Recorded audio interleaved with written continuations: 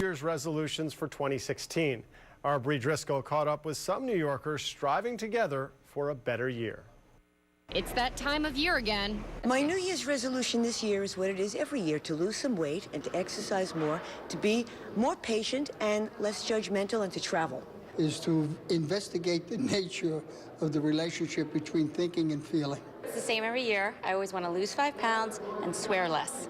Many New Yorkers got a jump start on their resolutions Saturday and hit the gym. In fact, YMCA officials say historically, January 2nd is their highest traffic day of the year. Here at the Y, we see a huge influx in people looking to accomplish their goals, New Year's resolutions, the winter, the holidays. Everyone's really looking to get active again. Lyons says the McBurney YMCA sees about 600 new members in the month of January, and about 70% of them will stick to their resolutions and still be members a year later. He says the key to keeping your resolution is to try a variety of workouts. Also join a group or class for support. One Y member who has that down pat is Steve Harris, who has been part of a pickup basketball team playing at the Y since the 1970s. Some of the group's members are in their 60s and 70s. Harris says the camaraderie keeps them coming back for more. We start the day. We start a couple of mornings here together in the morning. It's just a great way to start your day, and it's a wonderful group to be a part of. We look forward to coming here in the morning, and your day just feels better when you're here in the morning. Another tip, Lyons says use technology like apps, your phone, and fitness trackers so you can see your progress and maintain motivation. Use your phone to track your workout, to write your daily goals. You can track your progress and really see the difference. So stick to it. Those goals are within reach. In Chelsea, Bree Driscoll, New York 1. Good evening. Welcome to News at 11. I'm Cheryl Wills. Tonight, a major break in the investigation. 4 teens are in custody in connection with the rape of that young woman in a park. Community members have been rallying all day in Brooklyn, and now there has been a major break in the case. Our Naeem Douglas joins us from Brownsville live with more. Naeem.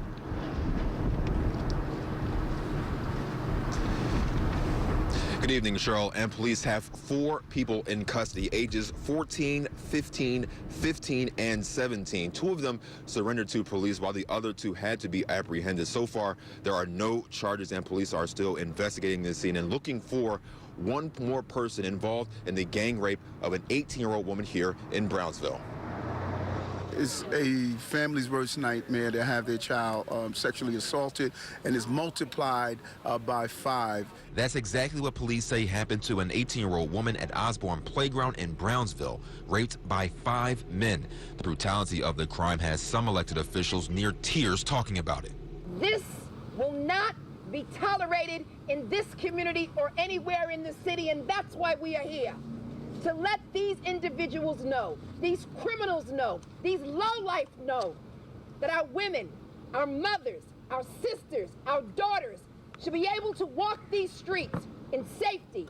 Police released this surveillance video of the suspects. You can clearly see them walking into a local bodega. Police say this was taken just before the rape Thursday night. I cannot imagine this happening to my girls. I can't even tell you what I would do, with something like this. So I'm outraged. The mayor echoed those feelings, releasing a statement saying he was shocked and deeply saddened. He went on to say, "We will take every step possible to find and swiftly prosecute the assailants of this vicious crime.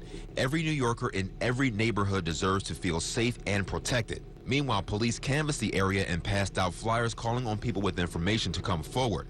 But Borough President Eric Adams is questioning the police's response. We're asking for a dual investigation. One, to find the culprits who are responsible for this act, but also to investigate of what happened. Why was there such a delay in reporting this to the public so we can get the information out?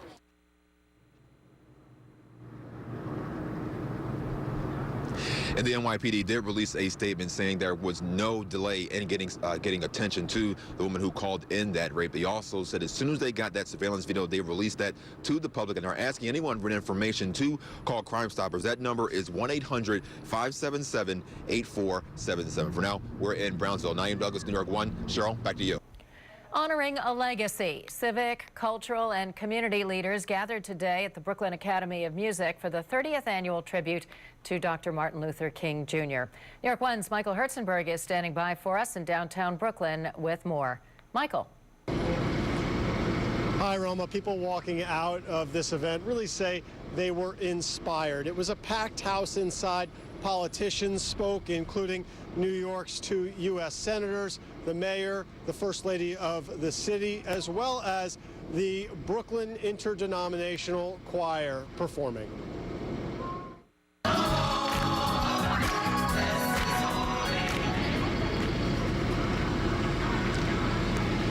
In addition to the choir, we heard from singer-songwriter Kimberly Nicole. The keynote speaker, best-selling author and PhD Michael Eric Dyson said that Dr. King told the truth, and that, in and of itself, is risky. Dyson said that racism still exists in our society, that having a black president does not compensate for black people being subjected to the arbitrary whim of police. He also said that the Black Lives Matter movement is not just saying that Black Lives Matter, it's saying that Black Lives Matter too. If you got a thumb that's jacked up and the rest of your fingers are all right, you got to say the thumb matters too. It don't mean the pointer finger don't matter. It don't mean that the pinky don't matter. Right now, the thumb got to get some love up in here. In 2 years, it will be the 50th anniversary of the death of the Reverend Dr. Martin Luther King Jr. And the mayor said, when we come together for that event, we need to be able to say we have done all we can to further Dr. King's legacy. From Brooklyn, Michael Herzenberg, New York 1. Roma, back to you. 3 days after Saturday's storm, some Queens residents are still frustrated with the storm cleanup in their neighborhoods. New York 1 returned to a street we told you about yesterday, and we found not much had changed. But there is a happy ending here, and we have New York 1's Roger Clark to explain. It was a cascade of problems for residents on 102nd Avenue near 84th Street in Ozone Park. An ambulance got stuck on the unplowed street Monday and was abandoned. On Tuesday morning, the rig was still there, and their street was still unplowed. It's just ridiculous. I've never seen anything like it in my whole life. Indeed, not much had changed since New York 1 visited this neighborhood 24 hours earlier. While the rest of the city lumbered back to life, parts of Queens were still struggling Tuesday to dig out from Saturday's crippling storm. In Kew Gardens before dawn, a livery driver made the best of it after being stuck for 45 minutes. It's really bad. And the thing is, if you stop, you're going to get stuck. That's what happened to some school buses on unplowed streets Tuesday. This one in Ozone Park needed some serious elbow grease to get moving again. And this one in Woodhaven had to be towed out. Parents were forced to get their kids and walk them to school. Back on 102nd Avenue, a crew from the ambulance company appeared to get their vehicle moving somehow.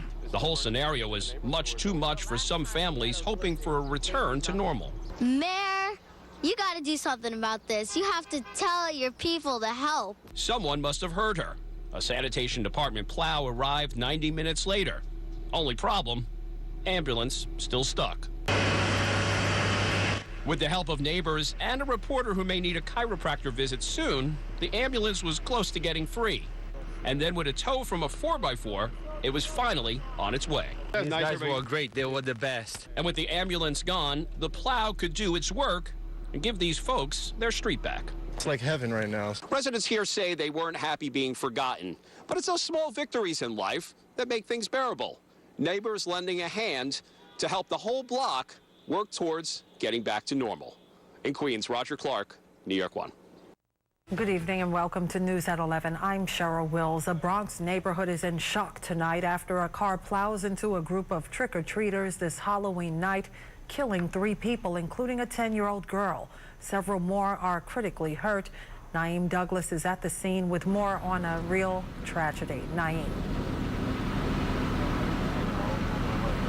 That's right, Cheryl. This is definitely a Halloween that this neighborhood will not forget, and is for some very sad reasons. As you mentioned, 3 people are dead, including a 10-year-old girl, as they were hit by a car while they were trick-or-treating.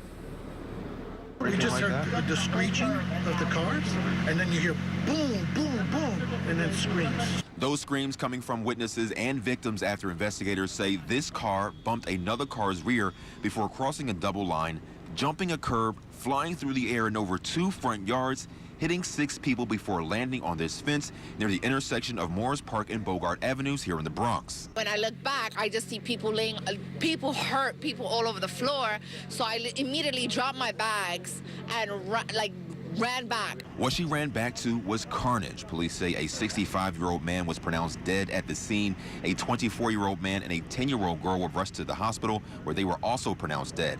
A 9-year-old and 3-year-old girl along with a 21-year-old woman were also hospitalized with non-life-threatening injuries. Bystanders did all they could do to help. I had no time to go into my emotions. I just went into complete help mode, like shock mode. There were even the gentleman next to me, he just looked at me and I'm just like, let's just do this, let's help. This accident happening at the peak of trick-or-treating on Halloween in this residential neighborhood. I was crying after and I called my mom. I told my mom what happened and she said, that's why I don't like you going out. And it just thought that could have been me or any of my friends. It's bad. It's a bad thought.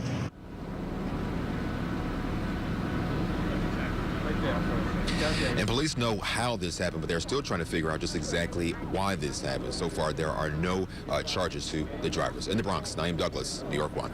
Talk about Hot Wheels. More than 30 highly stylized cars that push the envelope of design and engineering are being exhibited in Manhattan before they're auctioned off next week. New York 1's Rocco Vertuccio checks them out.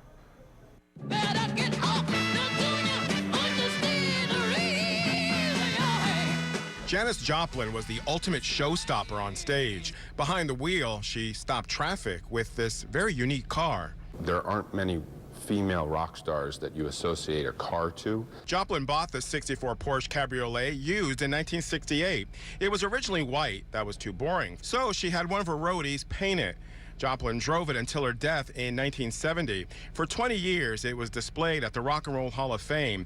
It's now at Sotheby's, where it could fetch $600,000 at auction next week. She was just such an amazing person, such a dynamic performer and singer that, to be able to be associated with a car like this is pretty great. Joplin's Porsche is one of 31 cars in the Driven by Disruption auction. Lamborghinis, Ferraris, BMWs, cars that broke the mold with their style, creativity, and engineering. What we've really tried to do is pick out cars that are very special in their own right, bring them all together here in New York. The car with the most buzz is this 56 Ferrari, one of only 4 ever made and used by some of the world's best race car drivers. It could go for $28 million. And this rare 62 Aston Martin, one of only 19 built. It could be yours for a cool $17 million. Today, they're prized amongst collectors as the most valuable Aston Martins and British cars in the world. This Ferrari Enzo is known for its design and Formula One technology. Once owned by boxer Floyd Mayweather, it's now for sale for about $3 million. The sale is a rare opportunity for car lovers. This is something they've yearned for since they were growing up. They had a poster of one of these cars on their wall. The auction is next week on Thursday, but even if you can't afford any of these cars, from Saturday through Thursday, the general public is invited here at Sotheby's to just take a look. You can't touch them or sit in any of the cars like I'm doing now, but you can dream. On the Upper East Side, Rocco Vertuccio, New York 1.